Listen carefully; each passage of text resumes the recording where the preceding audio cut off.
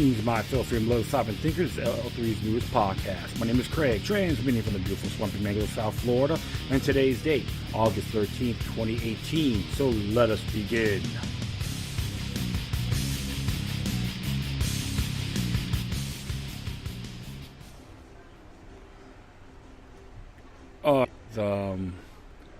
On again, warm Monday, August as usual, in South Florida, and I'm at Stash, located at 109 Southwest 2nd Avenue in the heart of the Hemisphere District of Fort Lauderdale, adjacent with Revolution Live in America's backyard.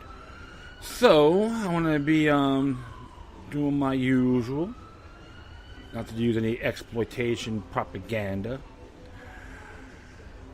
First off, I'd like to send my condolences to all the professional wrestling fans around the world and families or heirs of Jim the Anvil Neidhart. He just passed away earlier today at the age of 63. He was a football player for the Oakland Raiders and the Dallas Cowboys. And from Calgary, Alberta, Canada. I remember him. He was with the AWA, Mid-South Wrestling, and Championship Wrestling from Florida. He wrestled with his tag team partners, one guy named Crusher Khrushchev, which is actually Barry Torzo. Interesting, you have a guy sounds a southern guy, got a southern accent from Russia. It was pretty hilarious. But no, Jim the Anvil Neidhart was a real good athlete, and he had his ordeals like everyone else. His daughters are still performing for the WWE. So my heart and soul goes out to them. And you got to pay homage to the man who put his life on the line to entertain the world. Like many of these folks within that realm. May your soul be forever free, my friend. And your spirit will be watching the people you care for. All right. Yeah, I was actually watching some video footage in the whole Kessler Unite the Right rally. Unfortunately, I got this one gentleman's name. He's from New Orleans. And he talks about rights of human beings and how the federal government got involved, interfering, obstructing, and now creating friction. Many folks may call it a white supremacist rally. Some people claim that Jason Kessler is a provocateur. Of course, we're going to speak a lot of these provocateurs. But some of the speech that one gentleman made had some merit behind it. How groups of individual rights are being violated. One's getting more than others. And it's the same old song and dance if you study history. Happening to all walks of life. I've been telling this to folks, too. And, what's his name? The one gentleman from the original Black Panther Party, Larry Pinkney. Very articulate man. You should look him up. And I remember him on a Jack Bush show saying to him, brother, since the 14th Amendment, we're all under the same plantation. So they want to fight us amongst each other as traditional propaganda matrix. And plus, so I noticed, too, the one area the folks were speaking, they had a nice, wide, barricade, 70 feet away from the people are talking. I was watching that video. It's like Boston Revisited. That's how government does things. And I still have to agree with Kessler. At the government of Charlottesville and the Commonwealth of Virginia do not follow through. Charlottesville, to be exact, because because due to the permit is in their agreement. All you gotta do is look up the Virginia Sunshine Law. Look up Charlottesville, see Charlottesville permit right there. Bam, self-explanatory. I know I repeat myself a few times, but people have the right to know the damn truth. And I'm not crazy about Richard Spencer and some of these other charlatan groups from all sides. And I hear all these people trying to use white privilege to be nothing more than parody, mockingbird tactic.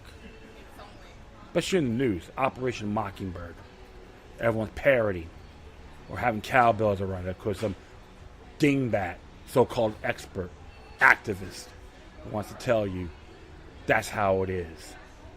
Everyone's rights are naturally born, regardless what you look like or where you're from.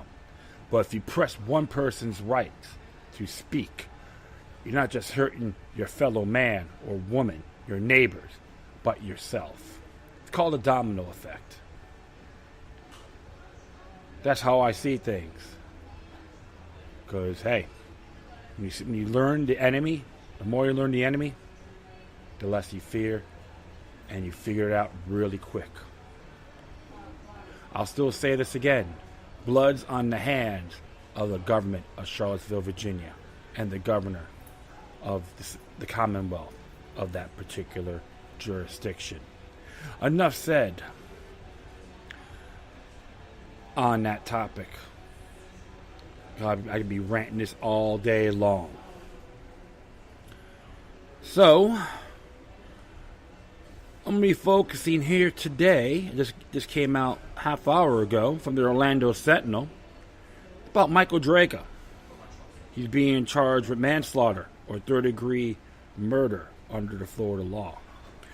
I like it says here, shooter in stand your ground case charged with manslaughter. It's always it's like seeing more buzzwords, knee-jerk reaction. It's always a traditional thing, right off of Edward Bernays' playbook, Propaganda.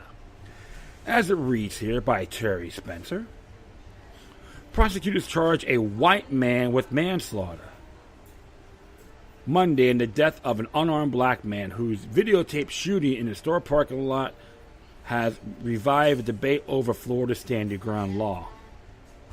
I don't know why, because based on this charge of manslaughter, it has nothing to do with stand your ground.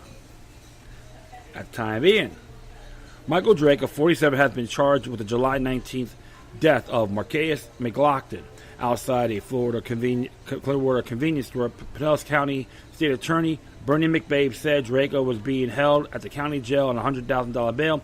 It is unknown if he has an attorney. McBabe declined further comment, referring reporters to court records that were not immediately available. I know exactly what Miss McBabe is doing. Mr. McBabe is doing. Mr. McCabe is doing. Sorry about that. Try not to exploit it. Wants to make sure Michael Draca gets a fair trial, which is good. So, regardless, like this person or not. McLaughlin's girlfriend, Brittany Jacobs, who was seated in the couple's car with two of their children, ages 3 and 4 months, said Draca confronted her for being parked in the handicapped accessible space. McLaughlin, 28, had gone into the store with their 5-year-old son. Jacobs said Draca was cursing at her. Video showed McLaughlin exit the store and shoved Draca to the ground. Seconds later, Draca pulled a handgun and shot McLaughlin as he backed away. McLaughlin's family attorney, Benjamin Crum, who gained national prominence respecting the family of Trayvon Martin after the black teen's fatal shooting by a Hispanic man in 2012, said in the statement it's about time Draca was arrested. The family, civil rights groups have been holding protests demanding he be charged. I'll say this about these rallies and protesting. One thing you don't want to do is fast track it, because that could burn you or exploit it. Look what happened with this George Zimmerman case. I will proceed. This self-appointed wannabe cop attempted to hide behind standing ground to defend his indefensible actions, but the truth has finally cut through the nose, Crum said. I have full faith that this truth will prevail to punish this cold-blooded killer who angrily created an altercation that led to McCary's needless death. Pinellas County Sheriff Bob Golturi originally declined to charge Draca, saying one day after the shooting that the man was protected by Florida stand your ground law. The sheriff passed the case to the prosecutors for a final decision. The law says that people can use deadly force if they believe they're in imminent danger of death or great bodily harm and have no obligation to retreat. Under a change made by legislators last year, if a suspect raises standing ground defense, prosecutors must prove that law doesn't apply. So right there, it has to have a debate on that. I support the state attorney's decision and will have no further comment as the case continues to work its way through the criminal justice system, Golturi said in a statement Monday. So this is like, right now, what we're saying, this is fair enough, because he may see things and he's not so sure. That's why this transferred to the state attorney's office. And I did talk about that on my past shows. Plus, I did make some comments on it on Facebook. Not taking sides, just looking at the bigger picture. The sound Jacobs pulled into a handicap accessible spot in the parking lot. Jacobs told reporters last week McLaughlin had just picked her up from a job as a nursing assistant. The parking lot was busy and they were only stopping for a minute. McLaughlin and his oldest son got out and entered the store. See, sometimes you can't really forget these areas when it comes to handicap spots. Not defending that decision from her. But I'll continue on. Drago pulled up in his SUV seconds later, parking perpendicular to Jacobs, according to a woman's account. She said Drago got out, walked to the back of Jacobs' car, looked at the license plate, and then went to the front, apparently looking for the handicap sticker there. He appeared to say something to Jacobs and pointed to two empty spaces nearby. The video shows that he walked into Jacobs' window. He is speaking from a foot away and gesturing with his hands. A man entering the store about 15 feet away stopped to look, and a woman glances over. McLaughlin then exits the store, walks towards Jacob, and just as Jacob gets out of the car, shoves Draco with both hands. Draco lands on his back, and McLaughlin takes a step forward toward him. Draco sits up, pulled his gun from his right front pocket, and points it at McLaughlin, who takes 3 steps back, his arms and his side. Draco fires him. McLaughlin, who runs back to the store, clutching his chest. Witnesses said he collapsed in front of his son, waiting inside. Michael McLaughlin, the dead man's father, told reporters at a news conference days later that his son was protecting his family when he shoved Draco. Crump also represented the family of Martin, 17-year-old, a black youth who was fatally shot by George Zimmerman, a Hispanic man who was in the Orlando area's neighborhoods with Watch Captain. That's Stanford. Zimmerman had confronted Martin, who was walking to the back of the home of his father's fiancée after making a purchase at a convenience store. Zimmerman said he thought Martin might be a regular burglar case casting homes. He thought he fought, and Zimmerman fatally shot him. There were no witnesses or videos. Zimmerman said he feared Martin, who was unarmed, was about to kill him, and the jury acquitted him of second-degree murder and manslaughter too, by the way. This is a developing story. Check back for updates. It's interesting about this case because, like I said, based on my observation and a few others, everyone overreacted that day. It shouldn't have happened, period, one way or the other. Folks could have exhibited themselves better, and I was seeing Draco putting his hands up and so forth. We didn't know exactly what he was saying because there was no audio. But parking in a handicap spot without the stickers, that's considered entrapment. Everyone's making excuses. They park there all the time. We got to be there in a minute. It's never a good idea because you never know. Not because of Draga, but other incidents as well. In police, etc. You got to make excuses. But everyone overreacted that day. It's going to be a credibility case. And it was interesting. Before I do that, I'm going to see what's here with the one link here. I talk about manslaughter. All right. RichardHornsby.com, and I hit the links on here, and it does have the laws and all that for the Florida statute. It says about manslaughter in Florida. Under Florida statute 782.07, subsection 1, the crime of manslaughter can be committed in one of 3 ways.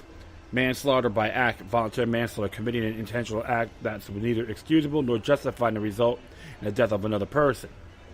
There's here manslaughter by procurement, voluntary manslaughter, persuading, inducing, and encouraging another person to commit an act that resulted in the death of another person.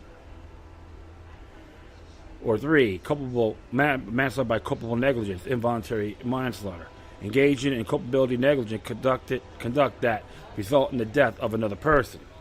So something like this, they probably give him on a procurement perspective on this charge. Here's here manslaughter with the fire. Hold on here. Got a train coming by. Sorry about that, my friends.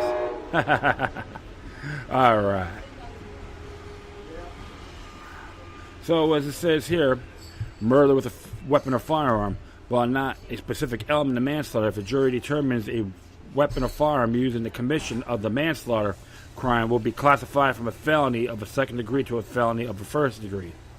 So technically it could be considered a second degree felony to a first degree. So it says here, penalties for manslaughter.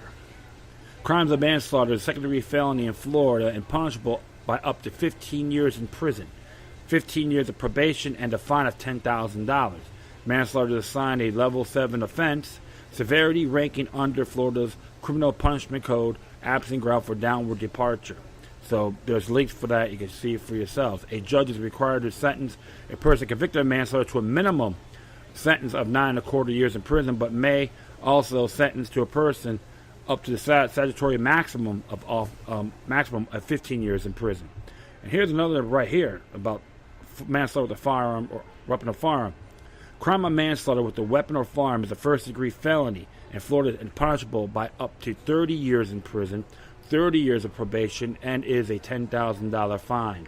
Manslaughter with a weapon or firearm is assigned a level 7 offense, severity ranking under Florida's criminal punishment code, absent grounds for the downward departure sentence. A judge is required to sentence a person convicted of manslaughter with a weapon or firearm to a minimum sentence of 9.25 years in prison, but also may also sentence the person up to a statutory maximum life in prison. So, based on this, he can get something like it depends how this goes. I'm expecting him to get probably gonna give him to 30 degrees, up to 30 years. Excuse me, but it's according to this, may also sentence the person to a statutory maximum of life in prison. So they're gonna try to see what they're gonna focus on here. And of course, there's defenses to manslaughter. Of course, he wants to use the excusable homicide. Of course, self-defense, fear for his life. You know, and right, I would say here, like I look at here, number 3. When a killing is committed by accident and misfortune resulting from a sudden combat, if a dangerous weapon is not used and the killing is done, and not done in a cruel or unusual manner, so he may use that as defense.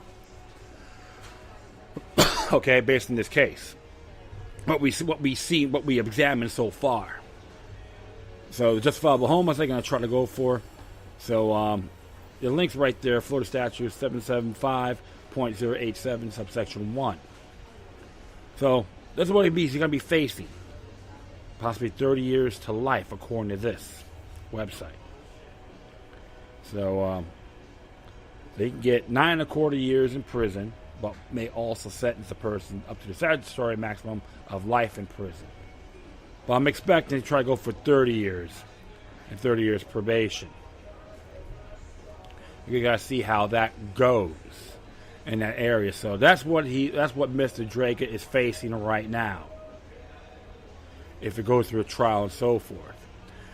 So that's one of the areas people gotta look at instead of listening to the bobblehead media, propaganda matrix, etc. So I'm putting everything here on his face. You can actually see this on my Spreaker page too. And it was funny because he had some run-ins with the law in the past, but never got arrested.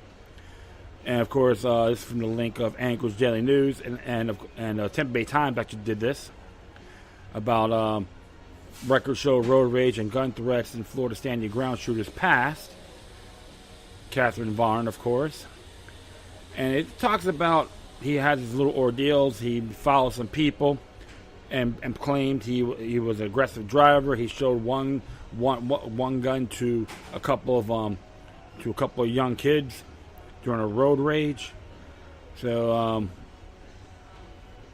something you never do.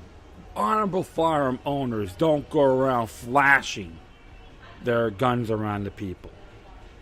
Only when it's necessary. Even a firearms trainer, will attest to that. He never got arrested for it. So expect that too to be going to bring that up on past practice.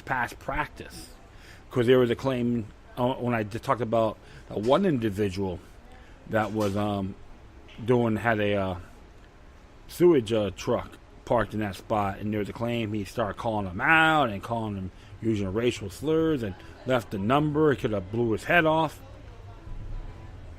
It's all in here. So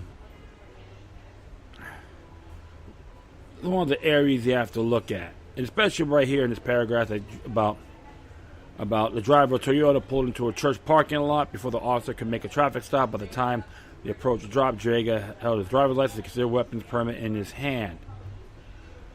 So this guy came from the Largo ordeal here.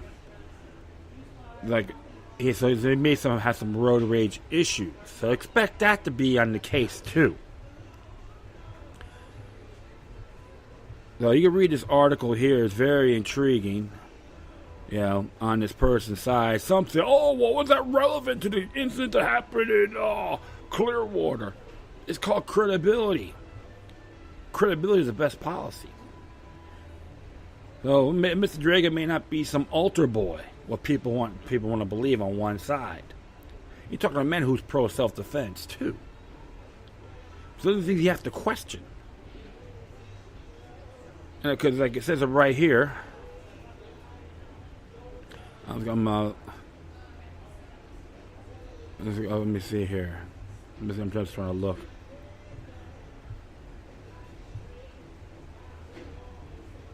So, some of these areas, I definitely you guys could read this. Very disturbing to an extent. So, and of course, the officer from that one incident with the road rage, and he made a statement.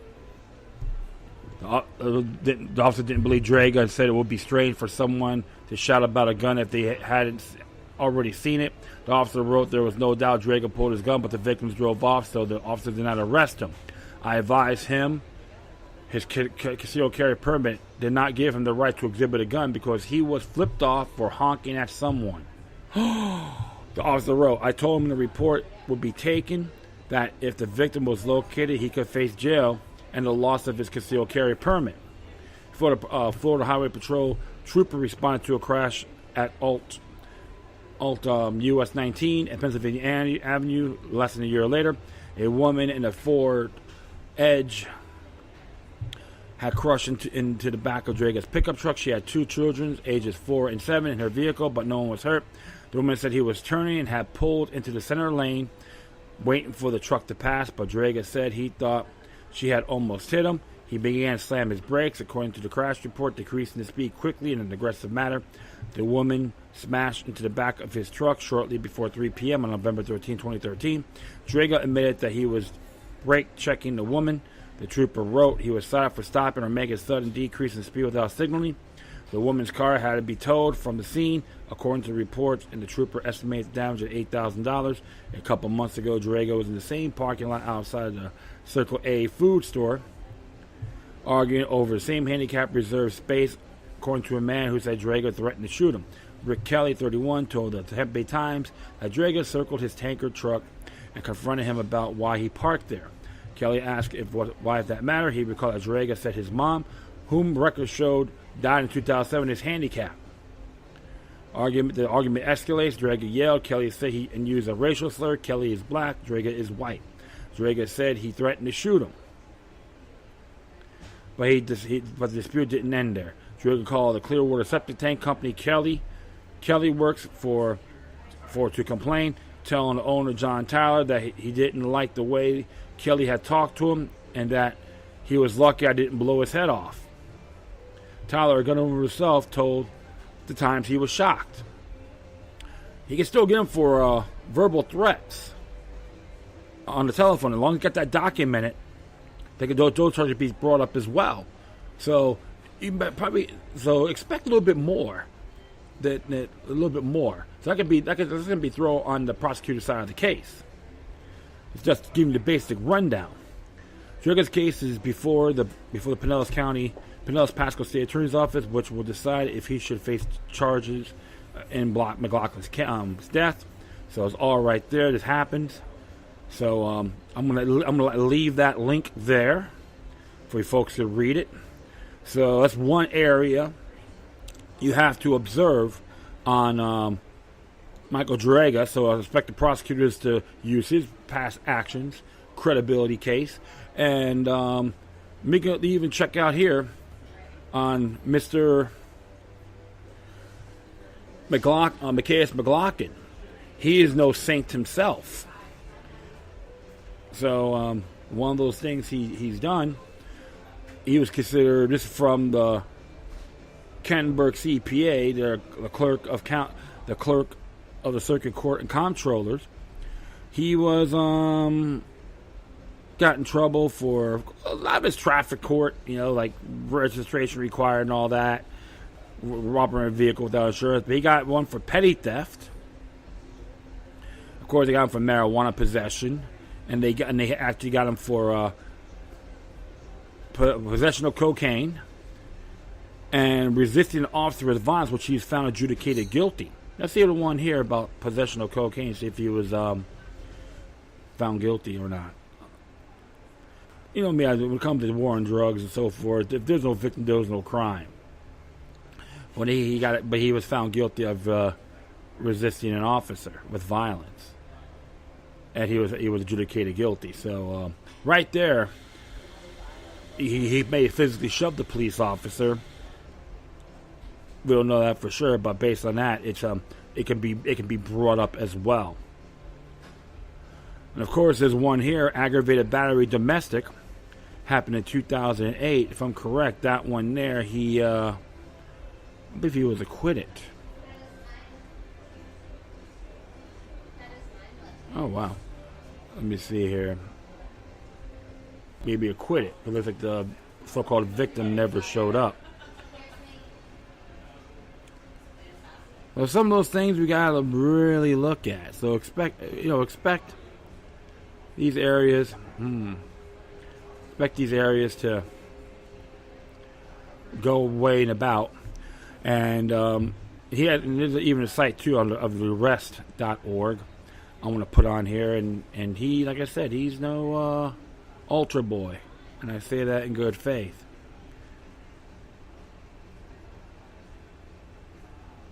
But of course, you gotta have everyone make a big stink about exploit the case big time. So definitely gonna add that to the memo on Mr. McLaughlin. So yeah, so you could just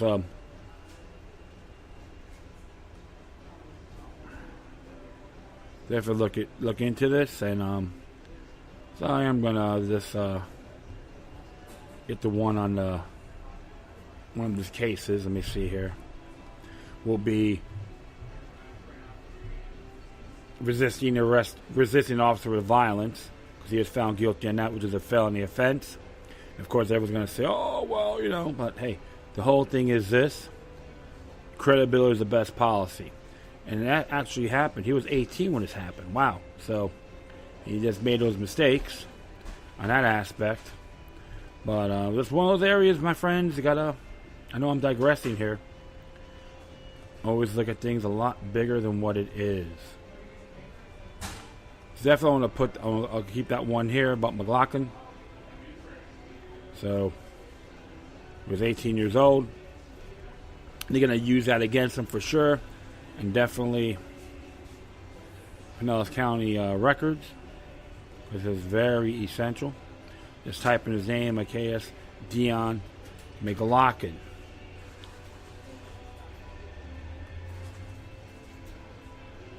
And he has here felony, fleeing, and eluding. Just wonder if that case got one or not. Let me see here. So he has a rap sheet, without a doubt. So everyone should just go there, check it out yourselves. I am going to add all these links to the memo, because it is essential to look at all sides of the case.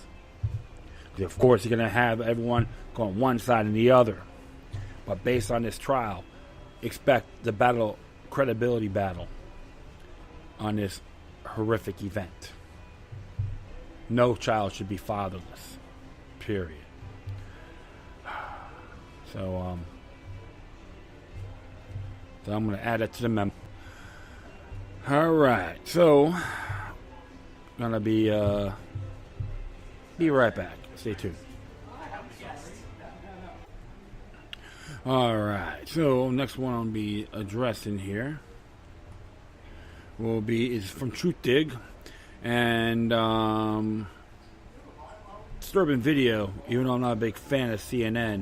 It says here, video captures Yemeni school children moments before U.S.-backed bombing. And this is from Jacob Sugarman. Funeral ceremonies for 51 Yemenis, including 40 young children, massacred by the latest U.S.-backed Saudi bombing took place in the war-torn district of Saddam on Monday. Cell phone footage captured by one of the murdered children just moments before the coalition airstrike hit shows the dozen of kids exactly gathered on a bus for a long-awaited field trip celebrating their graduation from summer school. By backing the Saudi coalition's war in Yemen with weapons, aerial refueling, and targeting assistance, the United States is complicit in the atrocities taking place there. That's what Senator Bernie Sanders said. Like him or not, he's right. According to CNN, which obtained and published the footage on Monday, most of the children on the bus were killed by a Saudi airstrike less than an hour after the video was captured. This is the latest horrific attack on civilians led by the Saudi-led coalition, which was received by explicit military and political backers from the United States. Images sent to Al Jazeera by Yemen's Houthi rebels suggested that Mark 82 bomb, which is manufactured by the massive American military contractor Raytheon, was used in the strike, though the photos have yet to be independently verified. You can watch the footage yourself. It's very disturbing. According to the Houthi Health Ministry, 79 people and a total of 56 children were wounded in the attack, which quickly drew condemnation and demand for an independent investigation from international humanitarian groups, the United Nations, and a small number of American lawmakers. By the backing of the Saudi coalition war in Yemen with weapons and aerial refueling and targeting assistance, the United States is complicit in the atrocities taking place there. Senator Bernie Sanders wrote on Facebook, "We must end our support for this war and focus on efforts on a UN-brokered ceasefire and a diplomatic resolution." I'm not a big fan of the UN either, I have to agree with Sanders on this one. One thing I gotta say, at least when it came to sanctions and this going on, I will back him on those areas. Doesn't mean I'm going to be his buddy or going to support him as president. I'll be very fair to those Sanders supporters out there. It's just that bigger picture I'm looking at. As Al Jazeera notes, the U.S. has been the biggest military equipment with Radi, with more than $90 billion of sales recorded between 2010 and 2015. Meanwhile, President Donald Trump has enthusiastically continued the long-standing U.S. policy in the backing of the Saudi regime, no matter how many innocent people it slaughters in Yemen, openly applauding the kingdom buying so much American weaponry. Well, this was happening during the Obama administration too. So just to give you guys those facts, the status quo continues, right? Ahead of Monday's funeral for the dozens of children murdered by the Saudi-led coalition last week, images on social media shows Yemenis digging graves in preparation for the ceremonies. Nada Desari digging 40 graves in children led coalitions. Airstrike in Dani Sada last Thursday, because Al Jazeera did the same thing. About 29 children in Yemen's bus attack. As Flay.com, Will Bunch noted a column on Sunday. The Saudi-led coalition school bus bombing force, corporate media, which has almost completely ignored the humanitarian crisis in Yemen. They pay at least a little bit of attention. It shouldn't have taken so long, Bunch wrote. It's the blood on America's hands as long as we keep sending the bombs that kill so many Yemenis, as long as we give the Saudis our unqualified diplomatic support in a messy regional conflict. And yet there's no public debate about the murky U.S. role out of this, and there's no clarification from the White House or the Pentagon over what we hope to accomplish by our support of the mayhem. If the American people could take back control of what's being done in our name, Bunch concluded, maybe we can fully begin washing away this spreading mortal stain. I have to say, yes, I have to support that quote as well. It's been going on over there for a long time. The military industrial complex is benefiting from this, and innocent people being slaughtered, regardless. That's what war does, right? Innocent people get slaughtered, the rank and file gets wiped out, including men, women, and children. They're not involved in these confrontations. This is why I'm against the empire and the MIC, which Eisenhower warned us about in his farewell address. I will recommend everyone out there contact your congressman on this. If they go, but Israel, I don't give a damn what Israel thinks either. If they get defensive towards that, completely irrelevant and unacceptable. I condemn all forms of tyranny, including unnecessary wars. And this here is a total sham, as far as I'm concerned. And Yemen is considered one of the most poorest nations in the Middle East. And people still want to defend that kingdom? I don't. They don't give a damn about their own people. And even the Shiite Muslims there, they're like second-class citizens. They're garbage to them, to the Wahhabis, parasites that they are. Talk about the government over there as a whole. We need to recant this. Donald Trump needs to stand down on this matter, and anyone else that's involved. Period. No ands, ifs, or buts. I don't really talk about labor news here, but I am a union stagehand, and admit that. And this one here just came out of CBC in Toronto. And it says here, out-of-province workers crossing picket line to set up CNE, locked out union says. IRC Local 58 says Exhibition Place has brought in workers from Quebec. It is by Merle Darzma from CBC News. And it says here, out of province, replacement workers are setting up the Canadian National Exhibition in Toronto. An Exhibition Place continues to lock out unionized stagehands, saying the union representing skilled laborers on the picket line. Exhibition Place has also rejected a proposal for binding arbitration for the International Alliance of Theatrical Stage Employees Local 58, offered last week through a provincial appointed mediator. The union provides technical and staging expertise for venues at Exhibition Place, an entertainment and convention site.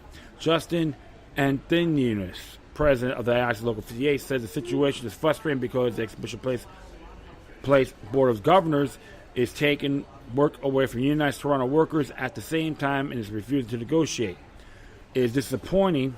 There's some links in here too if you don't know what's going on this matter. It is disappointing and maddening to us that they are bringing in people from out of province to do this work when there's completely competent workforce that they have locked out at a time when they are really talking about creating more jobs for Toronto workers.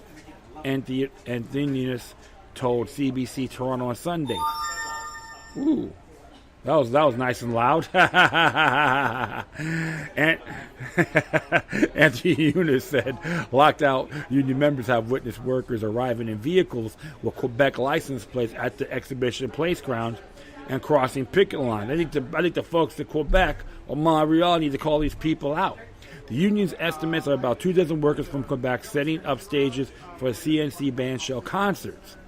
The hall used by the Super Dogs in an area needed by an aerial acrobatics and ice skating show. The workers are performing likely hundreds of hours of work, he added.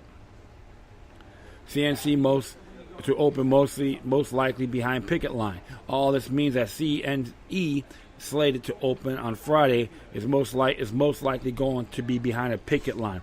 They are not trying to get a deal before the CNE opens. They are trying to break us down and to divide the unionized workforce in the city, Anthony said. Our members want to work. Our members pride themselves on the work that they do at the CNE every year, and they are being denied over the idea of helping out big business. And the unionist said Exhibition Place is not raising budgetary concerns about wages, but instead trying to break the union. The whole point of the lockout is to loosen ability to unionize workers to work on the grounds of Exhibition Place. Exhibition Place negotiating team led by City labor relations official rejecting binding arbitration on Saturday. No explanation was given. At the issue in the labor dispute are outside contracts. Unions upset with the Exhibition Place Board of Governors plan to bring in its own workers to set up and supervise events while they still don't have a contract. Workers haven't had a contract since December of 2017. Mayor says he doesn't want to talk about it. Mayor John Tory declined to comment on the labor dispute on Sunday, but did not deny that replacement workers from Quebec are doing work that they could be done by skilled laborers based out of Toronto. In this case, Exhibition Place, where the CNE is held, has its own board of directors and has its own negotiating committee, and so they're the ones who have comment on this. I will only say that we hope the CNE this year, as always, is a big success, he said. There was a proposal, I understand, put forward by Exhibition Place to have these labor matters dealt with after the CNE, and that was expressly rejected by the union. And that's all I know. When pressed on the issue of the out-of-province labor, Tory said he wouldn't comment on it because that would mean inserting himself into negotiations between the union and the board of directors. So he may know something that he don't want to address, allegedly, right? That's never the way things done in the public interest, no matter who is perceived to be at fault or no matter whose responsibility in it is, he said. Union said Tory not showing true leadership, and Thuniness said Tory is not showing true leadership by declining to comment. The union, which represents about 450 employees in Toronto, has been blocked from working at Exhibition Place since July 20th. Venues affected by the lockout include BMO Field, Queen Elizabeth Theatre, Coca-Cola Coliseum, and Enercare Center. On Sunday, the union picketed an area of the exhibition grounds to provide lockout information to people who attend the Florida FC match at BMO Field. Maple Leaf Sports and Entertainment Limited is bringing its own Toronto workers to staff sporting events, according to IATSE. Board members defend out-of-province workers. Meanwhile, Council Justin D. Ciano, Vice Chair of the Exhibition Place Board of Governors, defend the use of out-of-province replacement workers on Sunday. I always say to all voters in the city that we are looking at making exhibition grounds more sustainable, he told CBC Toronto. I'm looking to establish what is the best interest of one of Canadians' most premier events centers, which is the city of Toronto, and that's exhibition grounds. DeCiano said the issue is larger than one sector of the labor force, adding that the bottom line is about driving revenue. You can tell me that the more investments in the city are not going to harm anybody, it's going to benefit everybody, and that's what we want to do. DeCiano added that both parties should come back to the bargaining table and negotiate an agreement that will allow Exhibition Place to be more competitive. We really want IATSE to come back to the table in good faith. That they said they're in good faith. We haven't seen good faith. We want them to understand from our perspective the challenges we have, he said. We need the revenue. We're a self-governing organization in the sense that it is the money we produce that goes back into the grounds to make it a better event center. So we really need them to understand from our perspective the perils of where we are in terms of how we operate, and we hope that they see that. And that's a nice little crank out. That's funny. So well. So interesting there. Lock out the workers are going to get some folks out of town. I just wonder how much you're paying them. That's the question. So sometimes they get these people out of the woodworks, claim that they know things and they don't. You don't really need that. You got the people in that area, that jurisdiction, can do the job. And on the other hand, too, even the unions got to look at the other side. Got to make sure everyone benefits. Look at their budgets, and make sure they have all their merits. Because in good faith, you're entitled to look at everything, what their budget is too. The main objective of unions is everyone has to benefit. They may have bad taxes up there. I don't know for sure, but I wouldn't be surprised. Canada has some interesting tax brackets. That's what something that costs about a lot of Canadians coming down here. Cost of living. But one thing I know for sure, they're my brothers and sisters up there. I can say that. We're gonna have disputes, disagreements. That's how it is. Unions like everyone else, run by human beings. So the human element is to get everything resolved, so everyone can prosper. Doing this whole bringing outside work is nothing more than a farce. I'm not too crazy about that at all. And the folks out there who are coming from Quebec or out of province just to do work this particular show, how you benefiting this? And to be very frank, you're declared to be a scab. And Jack London hates scabs. So everyone negotiate in good faith. Make sure everyone benefits. That's all I have to say about this. All right. Stay strong, my brothers in 58. All right. I'm going to take a little breather. Be right back. All right. I'm going to do one more here. It's a good commentary. And it came out yesterday. If I'm correct, this is from Freedom Outpost. Yeah, freedomoutpost.com. And this one here. Oops, hold on.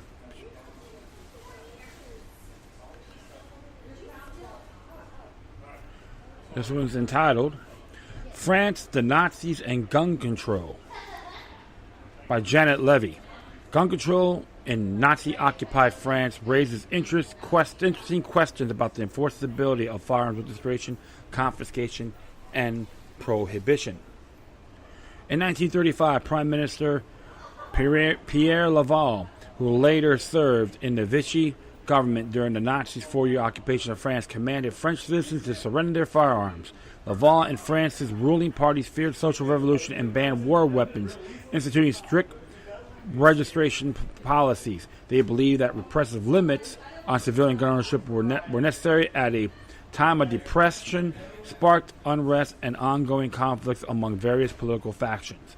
Strict time limits for firearms registration and harsh penalties for noncompliance, including forfeiture, fines, and imprisonment, were put in place. Laval's government did not foresee the impact these restrictive measures would have on a Nazi-conquered France just 5 years later, when firearms surrendered would be required under the death threat of death. Something like that happened in 1935 during the regime of Chiang Kai-shek, nationalist China, where firearms were outlawed in 1935. That's long before Chairman Mao. That would be cruel. In Gun Control in Nazi-occupied France, Tyranny and Resistance, attorney Stephen P.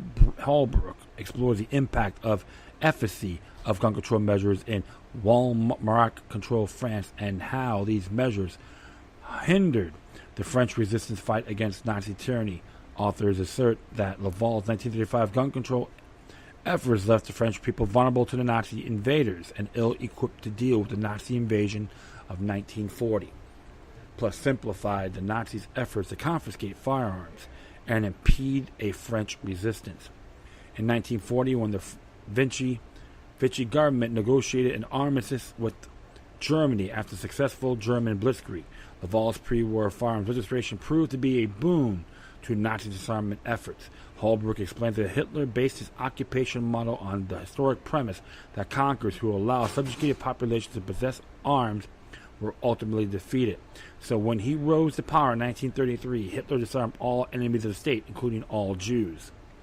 The French occupation was unique, with a German-occupied zone and unoccupied Vichy regime, administered by Marshal Philippe Pétain. Hitler's forces depended on armed French people to control French citizens and over time confiscate their weapons. In other occupied territories where the Wehrmacht retained sole responsibility for maintaining law and order, gun ownership was banned outright except for Germans. Vichy France pursued a progression of increasingly severe gun confiscation edicts with multiple periods of amnesty and ever-expanding lists of illegal weapons, Holbrook said. Initially, all firearms, ammunition, hand grenades, and other weaponry were required to be surrendered within 24 hours under the threat of death, forced labor, or prison. Even hunting guns were prohibited and handed over to the French police for safekeeping. In addition, the gendarmes themselves were limited to a rubber truncheon and a pistol with 9 rounds. Eventually, bayonets and swords were also banned. The bans expanded to anti-German flyers, radio transmitters, and public assemblies, followed by measures against Jews, restriction on hunting, and other repressive constraints. Sounds familiar, right? From 1940 to 1941, when the French police were responsible for collecting guns, executions were rare.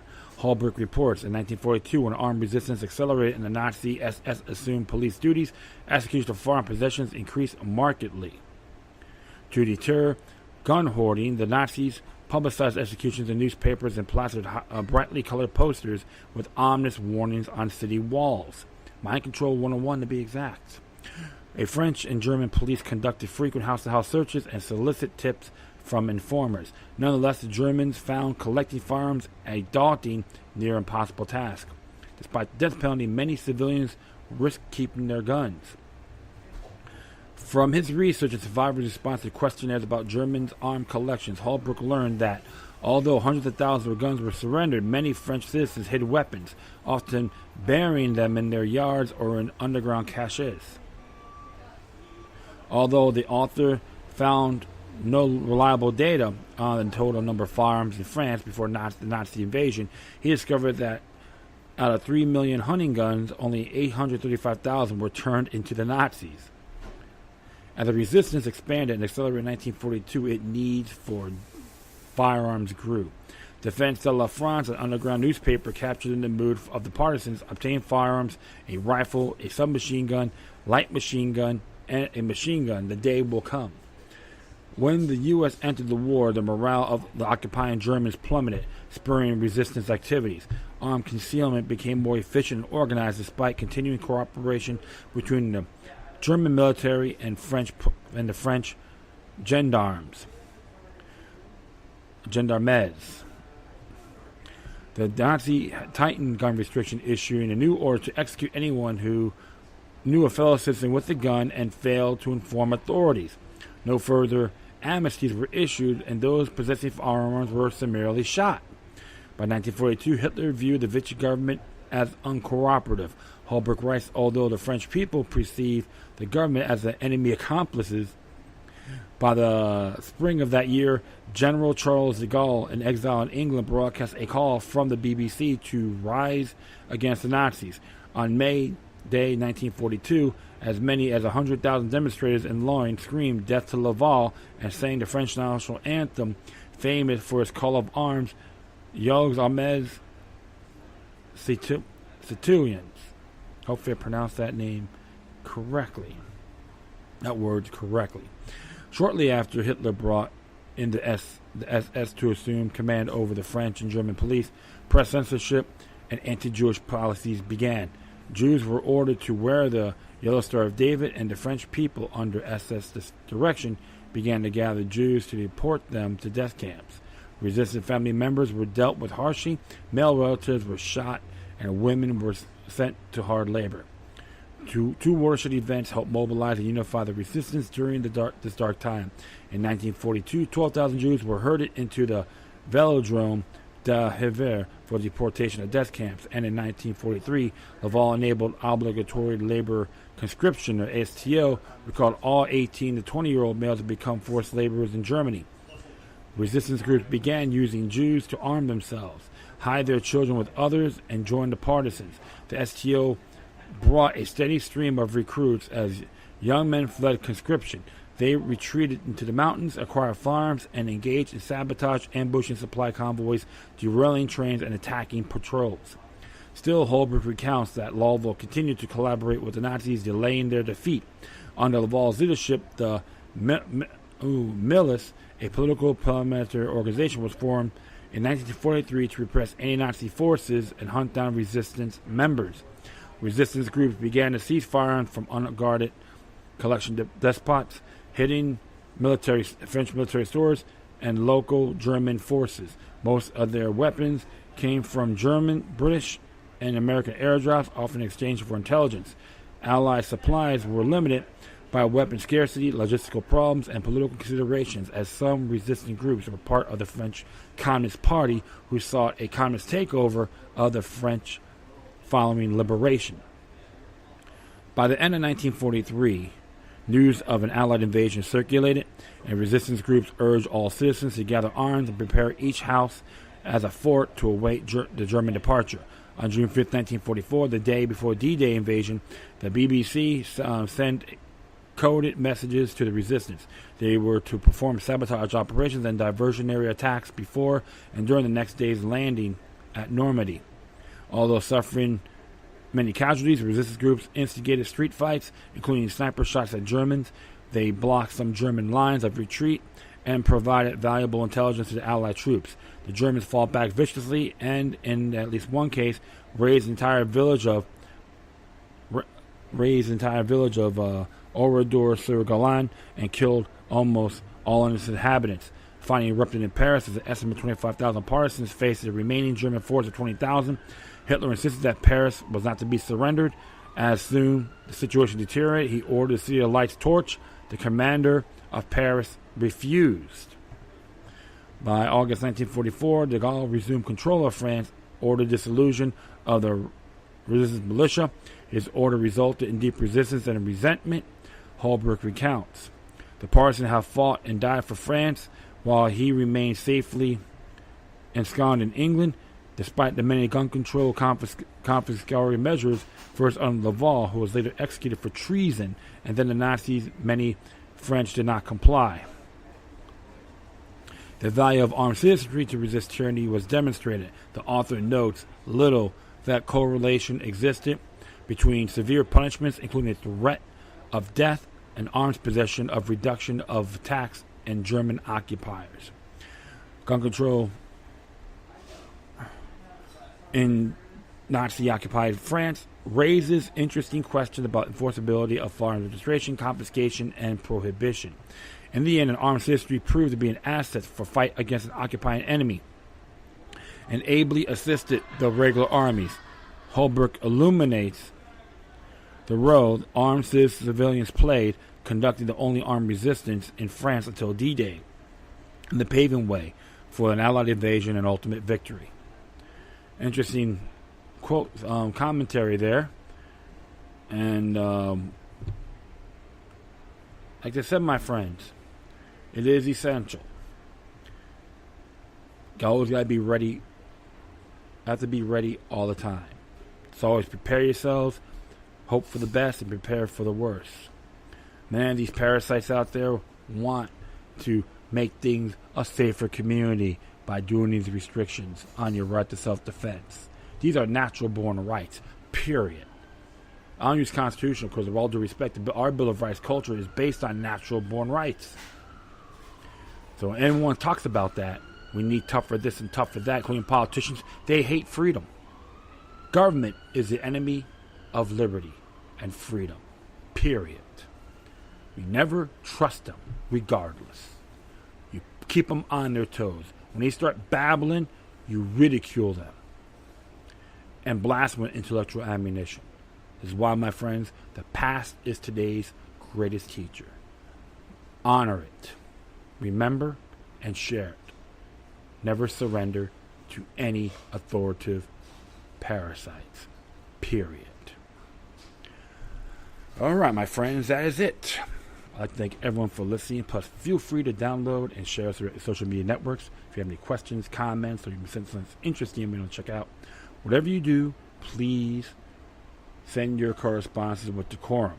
You can meet all the mainstream social media sites and a few others. Just search engine my name, Loki Luck number 3, or Roman numeral 3. You can hit me in all those areas. In addition, you can email me at LokiLuck3 at gmail.com, or to the encrypted ones, LokiLuck03 at protonmail.com, to the encrypted ones. All right? Okay, my friends. Once again, thank you for your time. Plus, always remember that the maniac resistance is healthy for the soul and can liberate humanity. Till next time, take care of yourselves. Keep on spreading love. And may your guardian spirits be with you.